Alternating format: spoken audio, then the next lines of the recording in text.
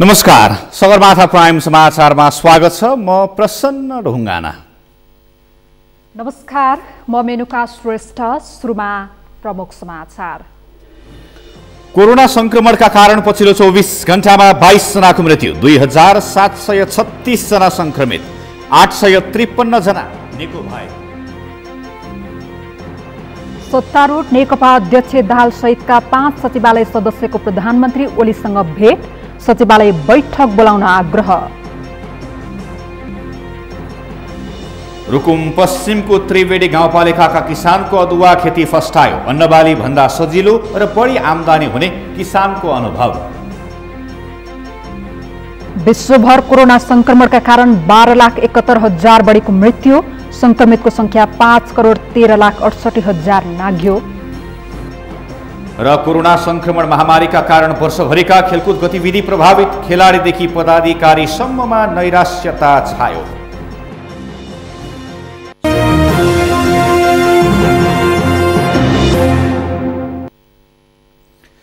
Sagarmatha prime समाचार अब विस्तारमा। नेपालमा एकै दिन 853 जनाले कोरोना जितेका छन्। यो सँगै अहिलेसम्म कोरोना मुक्त हुनेको संख्या 1,60,000 नागेको छ। त्यस्तै पछिल्लो 24 घण्टामा थप 22 संक्रमितको मृत्यु भएको छ। यो सँगै कोरोना संक्रमणका कारण ज्यान गुमाउनेको संख्या 1,148 पुगेको छ। एक रिपोर्ट। पछिल्लो 24 घण्टामा नेपालमा कोरोना संक्रमणबाट थप 22 जनाले ज्यान गुमाएका छन्। एकै दिन 22 को मृत्यु भएसँगै नेपालमा कोरोना संक्रमणबाट मृत्यु हुनेको कुल संख्या 1,148 पुगेको स्वास्थ्य तथा जनसङ्ख्या मन्त्रालयले जनाएको छ। मंगलबार नेपालमा एकै दिन थप 2,736 जनामा कोरोना संक्रमण पुष्टि भएको छ। सोमबार एकै दिन 2,571 संक्रमित थपिएका थिए। मंगलबार थपिएका संक्रमित सहित नेपालमा कुल संक्रमितको संख्या 1,79,760 पुगेको छ।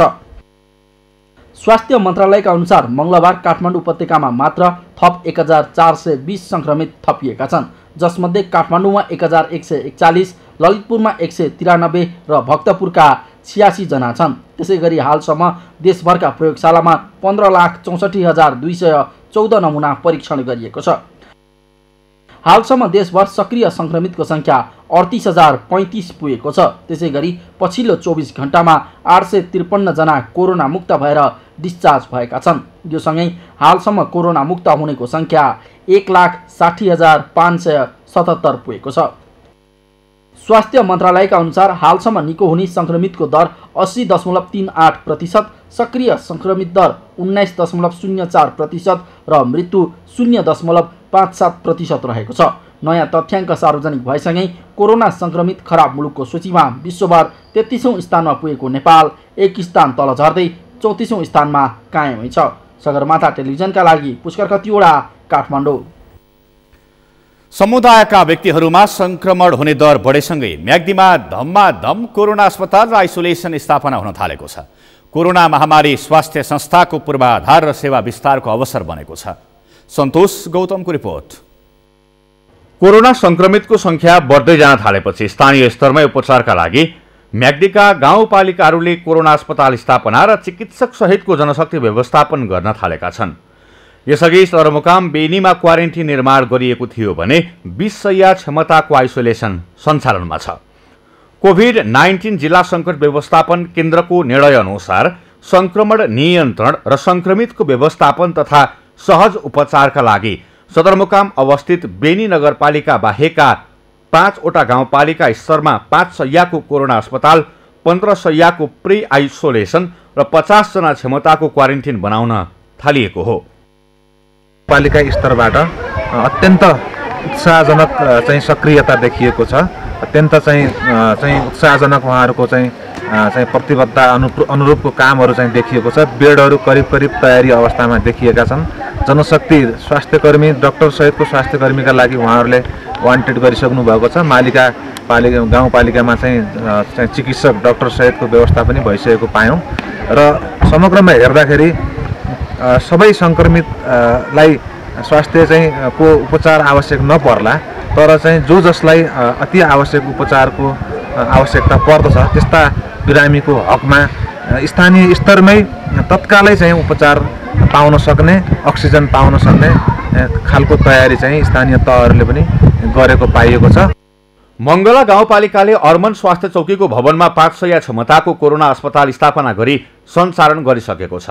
मालिका गाउँपालिकाले दरबाङमा 500 को कोरोना अस्पतालका साथै 1500 क्षमताको प्री आइसोलेसन कक्ष स्थापना गरेको छ। मुनाको घटे खोला स्थित सामुदायिक भवनमा 1000 क्षमताको आइसोलेसन बनाएको धवलागिरी गाउँपालिकाले ताकम स्वास्थ्य चौकीमा कोभिड अस्पताल स्थापनाको तयारी गरेको छ। 5 बेडको यो आइसोलेसन कक्ष र हामीले प्री आइसोलेसन चाहिँ 15 कक्षको चाहिँ हामीले 15 बेडको चाहिँ आइसोलेसन तयार पारेका छौँ र साथसाथमा हामीले यो कोरोना अस्पताल अस्थायी कोरोना अस्पताल गर्नको लागि डाक्टर सहितको हाम्रो 2 जना स्टाफ नर्स होइन 1 जना कार्य सेवक र हामीले 4 जनाको स्टाफहरू पनि हामीले व्यवस्थापन गरिसकेका छौँ। अरू गाउँपालिकामा जस्तै एकदमै चक्की चकाउ त तयार पारेर छैन, तैपनि हामीले 10 बेडको आइसोलेसन हल बनाउँछौँ, आइसोलेसन बेड सहितको हल बनाउँछौँ। अब त्यहाँ विद्युत जडान गरेका छौँ, पानी पनि ल्याउँछौँ, त्यो पानी जडान गर्न बाँकी छ। अनि सिलिन्डरहरू खरिद गरेका छौँ र अर्को कोभिड हस्पिटल भनेर यो 5 बेडको हस्पिटल तयार गर्न र हामीले ताकमको स्वास्थ्य चौकीले नै स्तरोन्नति गर्ने भनेर त्यहाँ कोठाहरू म्यानेज गर्दैछौँ। रघुगङ्गा गाउँपालिकाले पिप्ले र अन्नपूर्ण गाउँपालिकाले नार्स्याङमा कोरोना अस्पताल स्थापना गरेका छन्। 3 महिनासम्मका लागि कोरोना अस्पताल स्थापना र सञ्चालन गर्न स्वास्थ्य तथा जनसङ्ख्या मन्त्रालयले म्याग्दीका 5वटा स्थानीय तहलाई 10-10 लाख रुपैयाँ बजेट पठाएको थियो।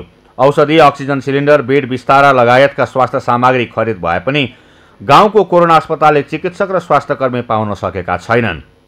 कोरोनाको बिरामी भेटिनु भयो भने हामीले यहाँ अब डाक्टर सहित 1 जना डाक्टर र 2 जना स्टाफ नर्स अनि 1 जना कार्यालय सहितको हाम्रो यहाँ टिम छ र यहाँ हाम्रो 5 बेडको कोभिड हस्पिटल पनि बनिसकेको छ र त्यसमा चाहिने सामानहरू अक्सिजन सहित डिजिटल बेबी सेट सहित पल्स अक्सिमिटरदेखि लिएर थर्मागनदेखि लिएर सिम्टोमेटिक ट्रिटमेन्ट गर्ने मेडिसिनदेखि लिएर हाम्रो सम्पूर्ण तयारी भइसकेको छ। 500 को अस्थायी कोरोना हस्पिटल निर्माण सञ्चालन गर्ने हाम्रो स्वास्थ्य मन्त्रालयबाट 10 लाखको बजेट प्राप्त भयो, जसमध्ये 5 लाखको चाहिँ सामग्रीहरू बेड लगायत एक्सेसरिजहरू खरिद गर्ने भनेर 5 लाख र 5 लाख चाहिँ 2 जना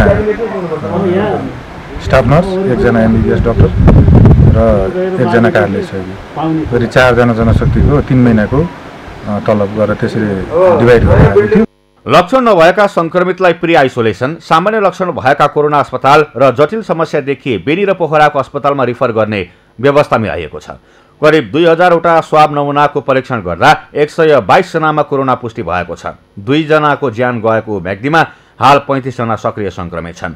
समुदायका व्यक्तिहरूमा कोरोना पुष्टि भएपछि बेनी नगरपालिका, मङ्गला र मालिका गाउँपालिका ब्याङ्क, वित्तीय र सहकारी संस्थाको सेवा बन्द गरेर सञ्चालन गरिएको स्वास्थ्य परीक्षण र सचेतनामूलक अभियान कोरोना नियन्त्रणमा प्रभावकारी देखिएको छ। बिरामी आइहाले भने हामी नागरिकबाट के सहयोग गर्नुपर्छ र उनीहरूलाई कसरी मनोबल दिनुपर्छ भन्ने चाहिँ हाम्रो एउटा चाहिँ फेरि सोच आउँदैछ।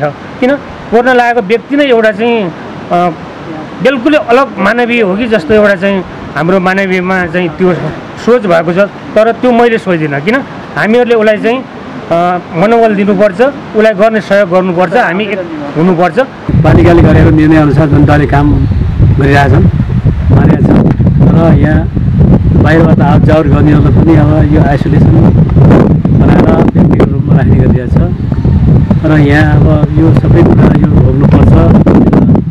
म्याग्दीका स्थानीय तहले प्रशासन, सुरक्षा निकाय, सामाजिक सङ्घ संस्था र समुदाय सङ्घको सहकार्यमा कोरोना अस्पताल सञ्चालनका साथै जनचेतना अभिवृद्धिका लागि चालेको कदम कोरोना नियन्त्रणमा प्रभावकारी बन्ने अपेक्षा गरिएको छ। सगरमाथा टेलिभिजनका लागि म्याग्दीबाट सन्तोष गौतमको रिपोर्ट। नेपाल कम्युनिस्ट पार्टी नेकपाका कार्यकारी अध्यक्ष पुष्पकमल दाहाल सहितका 5 सचिवालय सदस्यहरूले आगामी 27 गते बिहिबार पार्टी सचिवालयको बैठक बोलाउन प्रस्ताव गरेका छन्। दाहालले आज अर्का अध्यक्ष एवं प्रधानमन्त्री केपी शर्मा ओलीसँग बालुवाटारमा भेट्दै कार्तिक 27 गते सचिवालय बैठक बस्न प्रस्ताव गरेको प्रवक्ता नारायण काजे श्रेष्ठले जानकारी दिनुभयो। ओलीसँगको भेट लगत्तै पार्टी कार्यालय धुमराहीमा बसेको दाहाल सहितका बहुमत सचिवालय सदस्यको बैठकमा दाहालले आफूले कार्तिक 27 गते सचिवालय बैठक बोलाउन प्रस्ताव गरेको तर ओलीले कुनै जवाफ नदिएको बताउनु भएको सचिवालय सदस्य एवं नेकपा प्रवक्ता नारायण काजी श्रेष्ठले जानकारी दिनुभयो। 27 गते सचिवालय बैठक बस्नेमा विश्वस्त रहेको उहाँले बताउनुभयो। पार्टी सचिवालय सदस्यहरूको अनौपचारिक बैठकले सचिवालय बैठक मार्फत नै सबै समस्या समाधान गर्न पर्नेमा जोड समेत दिएको श्रेष्ठले बताउनुभयो। पर्सि 27 गते सचिवालयको बैठक बस्नुपर्छ भनेर अध्यक्ष कमरेड केपी शर्मा ओलीसँग त्यो बैठकमा सहमति गर्न र बैठकमा आउन अनुरोध गर्नुभएको छ। अध्यक्ष कमरेड केपी शर्मा ओलीले 5 जना सदस्यहरू अध्यक्ष दाहाल, वरिष्ठ नेता झलनाथ खनाल, माधव कुमार नेपाल, उपाध्यक्ष वामदेव गौतम र प्रवक्ता नारायण काजी श्रेष्ठले ओलीलाई भेटेर लिखित रूपमै सचिवालय बैठक बोलाउन ध्यानाकर्षण गराएका थिए। राजतन्त्र पुनर्बहालीका लागि भन्दै राष्ट्रवादी नागरिक समाजको अगुवाईमा काठमाडौँमा विरोध प्रदर्शन भएको छ। आज काठमाडौँको भोटाहेटीमा उनीहरूले गणतन्त्र विरोधी नारा लगाउँदै राजतन्त्र पुनर्बहाली हुनुपर्ने माग गरेका थिए। राष्ट्रिय झण्डा बोकेका प्रदर्शनकारीहरूले राजतन्त्र पुनर्बहाली गर्नुपर्ने नारा लगाएका थिए। र्यालीका सहभागीहरूले राजतन्त्र पुनर्बहाली गर, भ्रष्टाचार अन्त्य गर, हत्या, हिंसा, बलात्कार जस्ता जघन्य अपराधिक घटना नियन्त्रण गर लगायतका नारा लगाएका थिए। देशमा भ्रष्टाचार दिन प्रतिदिन बढिरहेको, बलात्कार, हत्या, हिंसा जस्ता घटनाहरू दिनदिनै बढ्दा पनि सरकार मूक दर्शक बनेको भन्दै राजतन्त्र नै फर्काउनु पर्ने भन्दै प्रदर्शन गरिएको उनीहरूको भनाइ छ।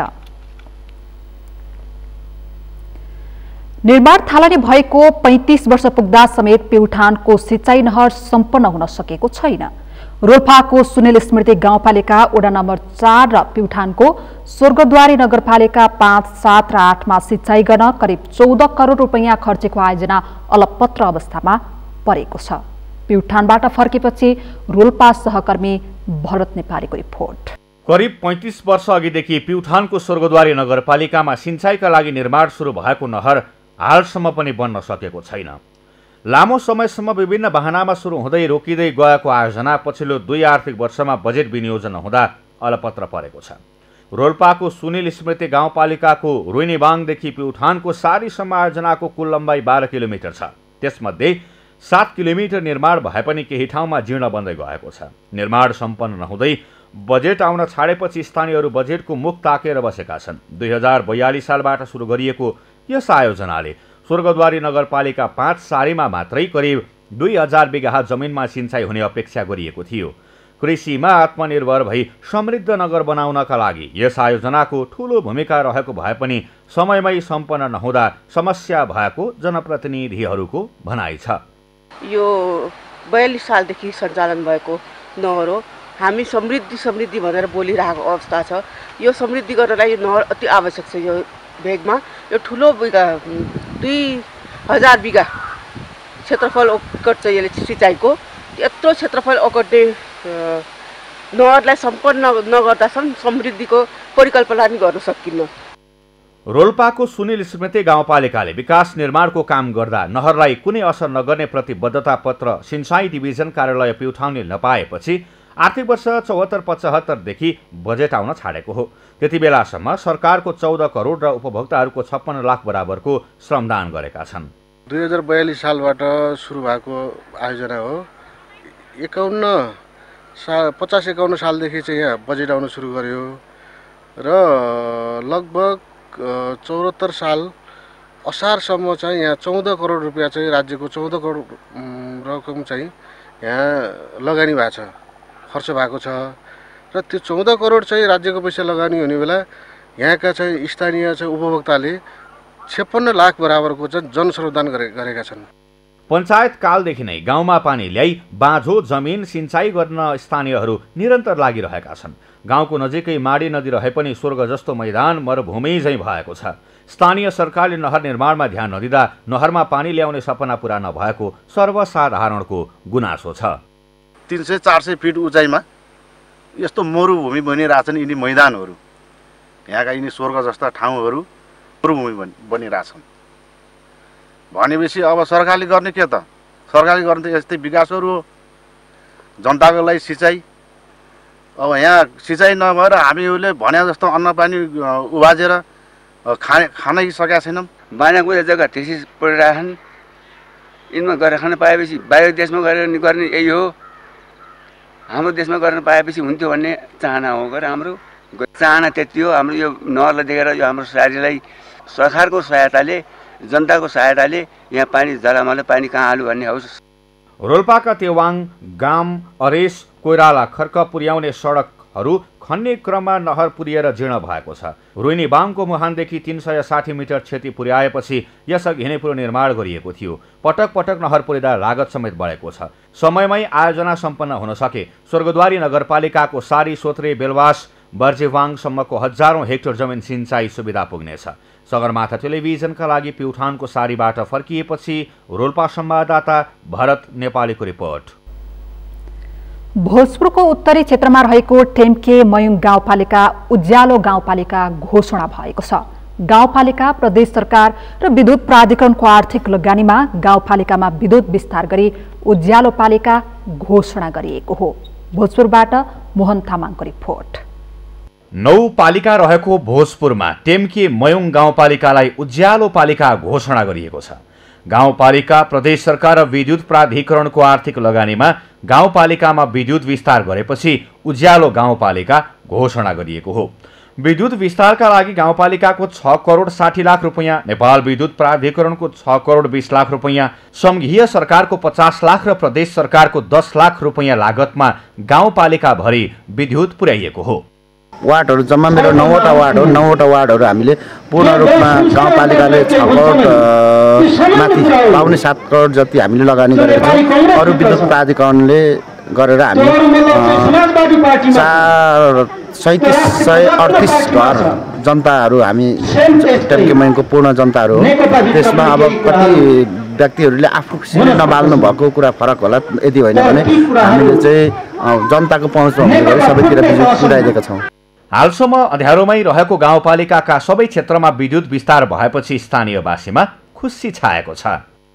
सर्वप्रथम त टेम्के मयुङ गाउँपालिकामा बिजुली विस्तार गरेर अब तमाम चाहिँ 9वटा वडाहरूमा बिजुली विस्तार पुर्याएर त्यहाँका जनताहरू चाहिँ लामो समयदेखि चाहिँ एउटा अन्धकारमा चाहिँ बस्नु परेको थियो। त्यो अवस्थालाई, त्यो समस्यालाई अहिले चाहिँ हल गरिएको छ। 9 युनिटभन्दा तललाई चाहिँ अलिकति तलै मार्जिन राखेर जाम गरेछ र जो सर्वसाधारणले पनि अहिलेको बत्तीको पहुँचलाई बाल्न सफल भएका छन्। अहिलेको अनुसार जुन उज्यालो गाउँपालिका आज घोषणा भइरहेछ यो अत्यन्तै टेम्के मयुङ पालिकावासी हामी सबै यसमा हर्षित छौँ भन्ने म आफूलाई लाग्छ।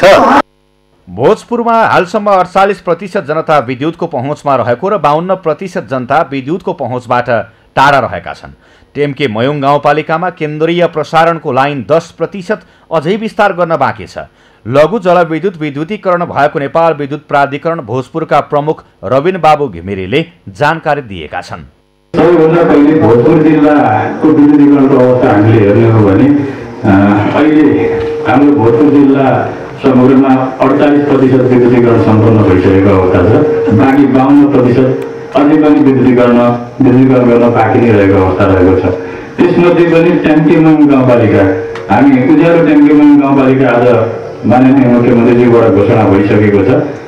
तथापि केन्द्रीय प्रसारण लाइनको हकमा हामी अझै पनि 10% हामीले चाहिँ विद्युतीकरण गर्न बाँकी नै छ। उज्यालो पालिका घोषणा गर्दै प्रदेश 1 का मुख्यमन्त्री शेरधन राईले प्रदेश सरकारले प्रदेश गौरवका ठूला योजनाहरूलाई सञ्चालन गरिरहेको बताएका छन्। सडकहरूको कुरा, सडक पुलहरूको कुरा, जोड्ने पुलहरूको कुरा, खाने पानीहरूका कुरादेखि लिएर पर्यटन पूर्वाधार लगायतका, शिक्षा स्वास्थ्य लगायतका सबै विकाससँग सम्बन्धित विषयहरूमा आज सबैको सम्बोधन केन्द्रित भएको छ।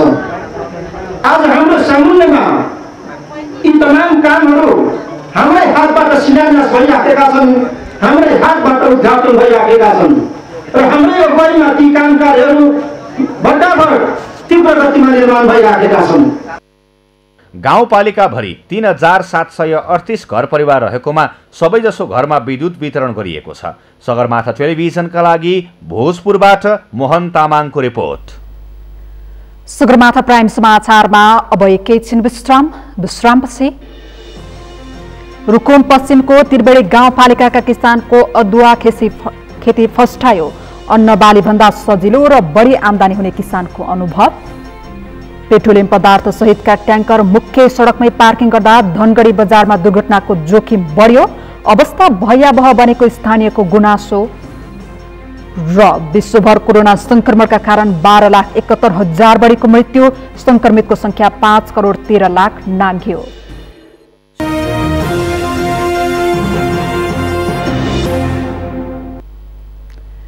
विश्रामपछि सगरमाथा प्राइम समाचारमा अब बाँकी समाचार। रुकुम पश्चिमको त्रिवेणी गाउँपालिकाका किसानले यस वर्ष खेतबारीमा लगाएको अदुवा खेती फस्टाउँदै गएको छ। जिल्लामै अदुवा पकेट क्षेत्रको रूपमा चिनिएको त्रिवेणीका 10 वडाका किसानले लगाएको अदुवा खेती किसानका लागि राम्रो आमदानीको स्रोत बनेको छ। रुकुम पश्चिमबाट मेघराज खड्काको रिपोर्ट। रुकुम पश्चिमको त्रिवेणी गाउँपालिकाका किसानले नगदी बालीको रूपमा वर्षेनी अदुवा खेती गरिरहेका छन्। नगदी बालीका रूपमा लिएको अदुवा खेतीबाट अन्न बाली भन्दा राम्रो आमदानी हुने भएकाले त्रिवेणीका 10वटै वडाका किसानले अदुवा खेती गरेका हुन्।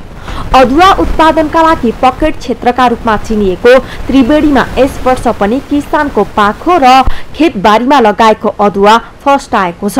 अदुवा खेतीमा गहुँ तथा मकै बाली जस्तो धेरै दुःख हुँदैन भने अदुवाबाट गाउँमै राम्रो आमदानी भइरहेको छ। राम्रै छ, आमदानी गर्न सक्यो भने यही गर्न सकिन्छ भन्ने एउटा उदाहरण पनि छ यो अदुवाबाट।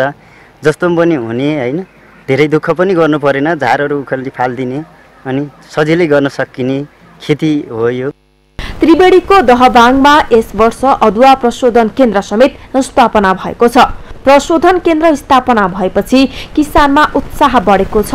किसानले वर्षेनी उत्पादन गरेको अदुवा निर्यातमा भने बिचौलियाबाट बजार भाव नियन्त्रित हुने गरेको छ। बिचौलियाको बेगी भएपछि गाउँपालिकाले नै 10वटै वडाका अदुवा किसानलाई लक्षित गरी यस वर्ष अदुवा प्रशोधन केन्द्र स्थापना गरेको हो। तर स्थापित प्रशोधन केन्द्रमा प्रशोधन मेसिन नपुग्दा प्रशोधनको काम भने सुरु हुन सकेको छैन। गाउँपालिकाका अध्यक्ष झक्कु प्रसाद घरती अदुवा प्रशोधन मेसिन आउन केही ढिला भए पनि मेसिन आए लगत्तै अदुवा प्रशोधनको काम सुरु हुने बताउँछन्। अदुवा प्रशोधनको सन्दर्भमा हामीलाई अहिले तत्काल चाहिएको चाहिँ अदुवा ड्राई मेसिन नै हामीलाई आवश्यक हो र त्यो मेसिन हामीसँग अहिले पर्याप्त छैन र त्यो 60-65 लाख भन्दा तलको चाहिँ अनुदानले पनि त्यो पर्याप्त हुँदैन। त्यस कारणले हामीले प्रदेश सरकारसँग यो चाहिँ अनुरोध गरिसकेका छौँ। अदुवा प्रशोधन केन्द्र सञ्चालनपछि गाउँपालिकाका 3,565 घरधुरी लाभान्वित हुनेछन्। विशेष गरी त्रिवेणीको मुरु, खारा र पेउघाका किसानको खेतबारीमा वर्षेनी 4 टन भन्दा बढी अदुवा उत्पादन हुने गर्दछ। सगरमाथा टेलिभिजनका लागि रुकुम पश्चिमबाट मेघराज खड्काको रिपोर्ट। मुख्य सडकमै पेट्रोलियम पदार्थ सहितका ट्याङ्करको अव्यवस्थित पार्किङका कारण धनगढी बजार असुरक्षित बन्दै गएको छ। पार्किङका लागि जग्गा भाडामा लिए पनि उचित व्यवस्थापन हुन नसक्दा धनगढीको बाक्लो बस्तीमा पार्किङ गरी राखिएका पेट्रोल ट्याङ्करहरूबाट दुर्घटनाको जोखिम बढेको हो। नेपाल आयल निगमले छुट्टै ट्याङ्कर पार्किङ स्थल निर्माण गरे पनि अहिलेसम्म मुख्य सडकमै पार्किङ हुँदै आएको छ।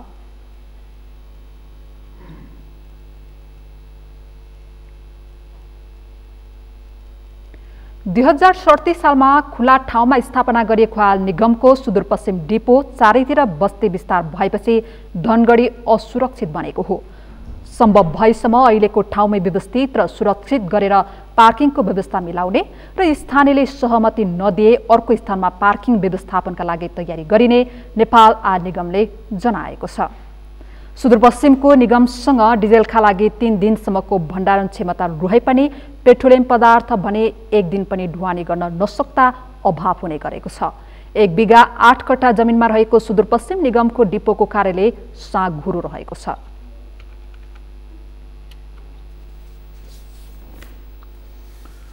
कोरोना भाइरसको संक्रमणका कारण पर्यटन क्षेत्र नराम्ररी प्रभावित भएको छ। गत चैत 11 देखि सरकारले 4 महिना लामो लकडाउन गरे ता पर्यटकीय गतिविधि हुन सकेका छैनन्। तर दशैं पर्व लगत्तै तनहुँको मानहुँकोट एकाएक चर्चामा मात्रै आएको छैन, ठेग्नै नसक्ने आन्तरिक पर्यटक मानहुँकोटमा ओइरिएका छन्। तनहुँबाट नारायण खड्काको रिपोर्ट। तनहुँको ब्यास नगरपालिका 5 मा रहेको मानहुँकोट डाँडा हिजो आज नेपालकै सर्वाधिक चर्चामा छ। दशैंको समूहमा मनमोहक दृश्य सहितको एउटा टिकटक भिडियो सार्वजनिक भएपछि त्यो फेसबुक, युट्युब सहितका सामाजिक सञ्जालमा भाइरल नै भएको छ। ब्यास पराशर क्षेत्रको शिर बनेर ठडिएको मानहुँकोट सामाजिक सञ्जालमा भाइरल भएसँगै चर्चाको शिखरमा चुलिएको छ। कोरोना भाइरस संक्रमण जोखिमकै बीच दैनिक 1000 भन्दा बढी पर्यटक मानहुँकोट पुगिरहेका छन्। यही कारण दमौली र आसपासका होटलहरू खच्चाखच भरिएका छन् भने मानहुँकोटमा मेला नै लाग्न पुगेको छ। देशको राजधानी काठमाडौँदेखि मुलुकका विभिन्न कुना काप्चाबाट पर्यटकहरू मानहुँकोटको प्राकृतिक सौन्दर्यता अवलोकन गर्न पुग्ने गरेका छन्। सोशल मिडियाबाटै थाहा पाएर आएको हामी पनि, र अहिले लकडाउनै पुरै मजा लिन खोजिसकेको कारणले फ्री पनि छौँ होइन। यतिको भ्यू भर्खरै दसैँ अगाडि मात्र मैले थाहा पाएँ यस्तो राम्रो रहेछ, सबैजना एकपल्ट चाहिँ आउनै पर्छ यो ठाउँमा, एकदमै राम्रो छ। अहिलेसम्मको बसाइमा हाम्रो क्यानमार्सल तनहुँ शाखाको पनि बैठक हामी सम्पन्न गऱ्यौँ। त्यो उद्देश्यका साथ आइसिटीको माध्यमबाट यो ठाउँको प्रसार कसरी गर्ने भन्ने कुराबाट चाहिँ हामी यहाँ आएका हौँ र हाम्रो बैठकले यहाँ फ्री वाइफाई गर्ने, यहाँको प्रसारको लागि चाहिँ फ्री वाइफाई गर्ने र यहाँ राष्ट्रिय झन्डा पनि प्रत्येक पोलमा राख्ने भन्ने चाहिँ एउटा निर्णय पनि हामी गर्न निस्केको छौँ। आधारभूत सेवा सुविधा समेत सहज रूपमा उपभोग गर्न नपाएपछि बस्ती नै रित्तिसकेको यो डाँडोमा अहिले मान्छेको चापलाई व्यवस्थापन गर्न गाह्रो भएको छ। केही व्यक्तिले डाँडो र त्यहाँबाट देखिएका दृश्य सामाजिक सञ्जालमा राखेपछि भाइरल भएको यो मानहुँकोटमा गत शनिबार मात्रै 10,000 बढी पर्यटक पुगेका थिए। केही दिन अगाडिसम्म थोरै सङ्ख्यामा पर्यटक मानहुँकोट पुग्ने गरे पनि दशैं लगत्तै अचानक पर्यटकको सङ्ख्या थामी नसक्नु गरी बढेपछि उजाडिएको मानहुँको बस्तीमा पुनः चहल पहल बढेको छ। मानहुँकोट छाडेर बेसी झरेकाहरू पनि पर्यटकीय चहल पहल बढेपछि पुनः गाउँ फर्कन थालेका छन्। पोसिला छ, रमाइलो भएको छ, अलिअलि व्यापार नि भएको छ। यस्तो हुन भने पहिला सोचेको थिइनँ, अहिले खुसी लाग्यो। नसोचेको भयो, अब यहीँ रमाइलो भयो। हजुर, अब गाउँ छोड्न मन लाग्दैन। लागेन। यो सालभन्दा अलि अगाडि अलि कम थियो, अहिले बढाउँदै आए बाबु है। हाम्रो पाहुनाहरू त्यो खाली त हुन्न, एक दिन 2 दिन अलिक कम हुन्छ, नत्र मान्छे अझै धेरै आउँछ। 2-3 दिन भयो अझै धेरै मान्छे। सदरमुकाम दमौली बजारबाट करिब 6 किलोमिटरको उकालो चढेपछि मानहुँकोट पुगिन्छ। दमौली बजार र नजिकैका जिल्लाहरूका मात्रै नभएर पश्चिम कञ्चनपुर, पूर्वको झापा, काठमाडौँ, चितवन लगायतका जिल्लाबाट पर्यटकहरू आउन थालेपछि यहाँको पूर्वाधार निर्माण तथा व्यवस्थापनमा समेत तीव्रता देखिएको छ।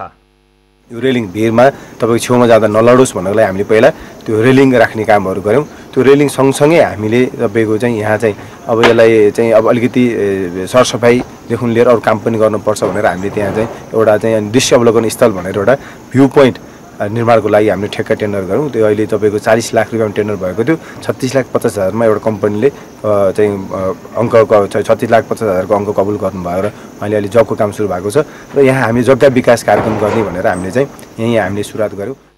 मानहुँकोटलाई नगरपालिकाले पर्यटकीय स्थलका रूपमा लिए पनि पर्यटकलाई आह्वान भने गरेको थिएन। तर पर्यटकको सङ्ख्या वात्तै बढेपछि पर्यटक लक्षित भौतिक पूर्वाधार लगायतका संरचना निर्माणलाई तीव्र गतिमा अगाडि बढाउन पर्ने दबाव नागरिकबाट आएको छ। पर्यटकको चाप बढेपछि ब्यास नगरपालिकाले मानहुँमा थप पर्यटन विकास गर्ने योजनाका साथ तत्काललाई सामान्य व्यवस्थापन गरी दीर्घकालीन विकासका लागि गुरु योजना बनाउने तयारी गरेको छ। तत्काल अहिले हामीले शौचालयको निर्माण गर्नेछौँ र यो कोभिडको जुन सङ्कट र संवेदनशीलताको स्थिति छ यसमा हामीले कुनै न कुनै रूपमा अब केही दिन हामीले सायद यो बन्द गर्नुपर्छ होला, यहाँको भ्यूहरूलाई चाहिँ गर्नुपर्छ होला। यो हामीले चाहिँ नगरपालिकाले आह्वान पनि गरेको छैन यहाँ कसैलाई आउनुहोस् तपाईँहरू हेर्नुहोस् जानुहोस् भने पनि छैनौँ। अब युवाहरूकै बिचमा यो अलिकति भाइरलै जस्तो भएर यो प्रचार प्रसार प्रख्यातको कारणले चाहिँ यो भइरहेको छ। हामी जुन गतिमा विकासको अभियानमा थियौँ त्यसलाई अझ द्रुत गर्नुपर्छ भनेर हामीलाई प्रेसर क्रिएट भएको स्थिति छ। पर्यटक बढ्न थालेपछि नगरपालिकाले 25 लाख रुपैयाँको लागतमा भिरपट्टिको क्षेत्रमा बार लगाइसकेको छ भने 27 लाख रुपैयाँको लागतमा भ्यू पोइन्ट पनि निर्माण सुरु गरेको छ। मुख्य गरी खानेपानीको समस्या रहेको मानहुमा लिफ्ट प्रविधिबाट पानी ल्याउने र सार्वजनिक शौचालय निर्माण तथा फोहोर मैला व्यवस्थापन कार्यलाई आवश्यक बजेट समेत व्यवस्था गरेको छ। मानहुकोटमै नगर कार्यपालिकाको बैठक बसी तत्कालै शौचालय निर्माण, सुरक्षाको व्यवस्था र सरसफाईको काम गर्ने निर्णय गरिएको छ। यहाँको जग्गा खरिद बिक्री तत्कालका लागि रोक्का गर्दै अहिलेको विषम परिस्थितिमा वडा कार्यालयको अनुमतिमा दैनिक 300 जनासम्म पर्यटकलाई मानहुकोट जान दिने नगर कार्यपालिकाको बैठकले निर्णय गरेको छ। सगरमाथा टेलिभिजनका लागि तनहुबाट नारायण खड्काको रिपोर्ट। बागलुङको तमान खोलाका स्थानीय महिलाहरू गाउँमै ढाका उद्योग सञ्चालन गरेर राम्रो आम्दानी गर्न थालेका छन्। तमान खोला गाउँपालिका 3 का 14 जना महिला दिदी बहिनीले महिला कल्याण आमा समूह गठन गरेर गाउँमै ढाका तथा अल्लो मार्फत विभिन्न प्रकारका कपडा तयार पारेर बिक्री गर्दै आएका छन्। महिला कल्याण आमा समूहबाट नै हामी चलेको छ अहिले। अब हाम्रो समूह यो बुन्ने समूह चाहिँ हामीले नाम राखेको छैन, त्यो महिला कल्याण आमा समूहबाट नै चलेको छ। पोहोर असारमा सिकेको यो हामीले पन्नेलिनी तालिम, त्यसपछि हामी यो उल्लेख सिकेको। आफूले उत्पादन गरेका सामान आफ्नै तरिकाले बिक्री गर्दै आइरहेको उनीहरूलाई साँझ बिहान घरको काम भ्याएर उद्योगमा दिनभरि अर्डरका सामग्री तयार पार्न व्यस्त हुने गरेका छन्। अध्यक्ष बुढाले उत्पादित वस्तु बजारीकरणमा गाउँपालिकाले सहयोग गर्ने बताउनु भएको छ। यसअघि चाडपर्वको रौनक सुरु भएसँगै बजारमा चहल पहल वात्तै बढ्थ्यो, तर यसपटक भने तिहारमा समेत बजारमा किनमेल र चहल पहल कम छ। कोरोना महामारीको प्रभावका कारण यमपञ्चक सुरु हुन 2 दिन बाँकी छँदा समेत बजारमा तिहार लक्षित किनमेल घटेको छ। तिहारमा व्यापार ठप्प भएपछि व्यापारीहरू निराश छन्। पुष्कर खतिवडाको रिपोर्ट। हिन्दू नेपालीहरूको महान चाड तिहार आउन अब 2 दिन मात्र बाँकी छ। कोरोना कहरका बीच आएको यसपालिको तिहार भने अन्य वर्षको तुलनामा फरक छ। चाडपर्वमा खुलेर किनमेल गर्ने नेपालीहरू र चाडपर्व छोपेर आफ्ना सामान रित्याउने व्यापारी दुवै यसपटक खुसी छैनन्। यसपटक बजारमा तिहार लक्षित व्यापार घटेको छ। तिहारको सबैभन्दा मुख्य आकर्षण हो झिलिमिली बत्ती। बत्तीको झिलिमिली बिना तिहार रमाइलो हुँदैन। तसर्थ तिहार लाग्नु अगावैबाट झिलिमिली बत्तीको व्यापार बढ्ने गर्दछ। तर यसपटक भने झिलिमिली बत्तीको व्यापार घटेको छ। तिहार नलाग्दै 7 दिन अघिबाट दैनिक 50-60 हजारको झिलिमिली बत्तीको बिक्री हुँदै आएकोमा यसपटक 1500 मा सीमित बन्नु परेको व्यापारीको गुनासो छ। पोहोरको तिहारमा भिडभाडै भएको थियो, व्यापार भएको थियो। अहिलेकोमा त्यति खासै छैन, दसैँमा पनि त्यति मान्छे आएको छैन। अहिले तिहारमा पनि त्यति व्यापार छैन, मान्छे भिडभाड छैन। त्यतिखेर अब लगभग त्यतिखेरमा हुन्थ्यो 50-60 हजार हुन्थ्यो दिनमा। अब अहिले अब 1500 हुनु नि गाह्रो, बन्यो भने गाह्रो छ। झिलिमिली बत्ती मात्र होइन, यसपटक तिहार आउन 2 दिन बाँकी छँदा समेत माटोको दियो, पाला लगायतको व्यापार घटेको छ। बजारमा पाला किन्ने ग्राहकको संख्या कम छ। पाला मात्र होइन, रङको बिक्री समेत यस वर्ष घटेको छ। रङको दाम सस्तिए पनि बजारमा यसका ग्राहक छैनन्। अझ तिहारमा महत्त्वपूर्ण मानिने भाइ मसलाको बिक्री समेत घटेको छ। व्यापारीहरू भाइ मसलाको मूल्य कम हुँदा समेत ग्राहकले नकिनेको बताउँछन्। पोहोर सालभन्दा चाहिँ योपालि अलिक सस्तो भएको छ कि यो मसलाहरू मान्छेहरूमा अब डिमान्ड कम भयो भने अलिक सस्तै भएको छ। काजुहरू सबै घटेको छ योपालि। पोहोर सालभन्दा चाहिँ 20% घटेको छ। सामान त जति पनि पाउँछ त डिमान्डै छैन, अनि सामानहरू जति पनि छ त्यो हिसाबले भाउ घटाएको छ। त्यो डिलरहरूले त भाउ घटाएको छ। पोहोरभन्दा अलि छैन। मलाई नि 350 थियो, योपालि मैले 300 मा आइरहेछ, 310 300 मा आइरहेछ। बरम पहिला 300 को थियो, 250 मा झरेको छ। डाक मैले नि तपाईँको पहिला 120 अब 100 मा आइछ। माल त अलिक माने बिक्री नभएर मालको झर्दै छ। तिहारमा दिदीबहिनीले दाजुभाइलाई दिने उपहार, कपडा, टोपी एवं रुमालको किनबेच समेत यसपटक खस्केको छ। नेपालमा बढ्दो कोरोनाको संक्रमण र यसको महामारीले त्रसित नेपालीले यसपटक खुलेर तिहारको किनमेल गर्न पाएका छैनन्। समग्रमा यस पटक तिहारमा झिलिमिली बत्ती, भाइ मसला, दियो, फूल, माला, रङ लगायतका सामानको बिक्री घटेको छ। यसरी तिहार आउन 2 दिन बाँकी छँदा समेत तिहारको व्यापार नहुनुमा कोरोनाको प्रभाव नै कारण रहेको छ। सगरमाथा टेलिभिजनका लागि क्यामेरामा उत्सव वाग्लेका साथमा पुष्कर खतिवडा, काठमाडौँ। सगरमाथा प्राइम समाचारमा पालो भएको छ विश्रामको विश्रामपछि। विश्वभर कोरोना संक्रमणका कारण 12,71,000 बढीको मृत्यु, संक्रमितको संख्या 5,13,68,000 नाग्यो। र कोरोना संक्रमण महामारीका कारण वर्षभरिका खेलकुद गतिविधि प्रभावित, खेलाडीदेखि पदाधिकारीसम्ममा नैराश्यता छायो।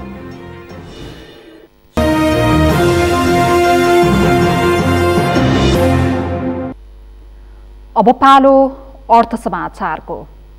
समाचारका प्रायोजक हो आफ्नो विश्वास हो त्रिशक्ति सिमेन्ट।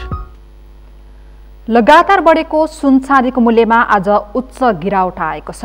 आज सुनको मूल्य तोलामा 3,400 रुपैयाँले ओह्रालो लागेको नेपाल सुन चाँदी व्यवसायी महासंघले जनाएको छ। महासंघका अनुसार आज छापावाला सुन प्रति तोला 94,800 रुपैयाँ र तेजाबी सुन प्रति तोला 94,300 रुपैयाँमा कारोबार भइरहेको छ। त्यसैगरी चाँदीको भाउ पनि आज तोलामा 70 रुपैयाँले घटेको छ। चाँदी प्रति तोला 1,215 रुपैयाँमा बिक्री भइरहेको महासंघले जनाएको छ। अग्रिम दिन सोमबार चाँदी प्रति तोला 1,285 रुपैयाँमा किनबेच भएको थियो।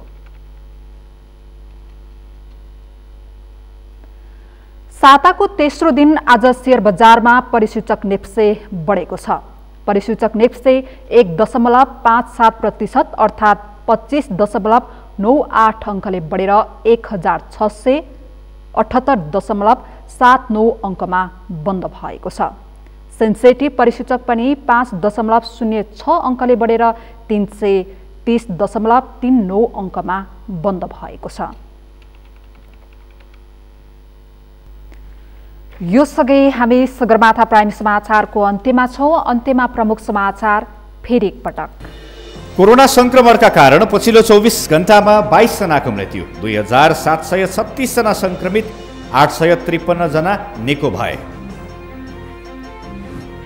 सत्तारूढ नेकपा अध्यक्ष दाहाल सहितका 5 सचिवालय सदस्यको प्रधानमन्त्री ओलीसँग भेट, सचिवालय बैठक बोलाउन आग्रह।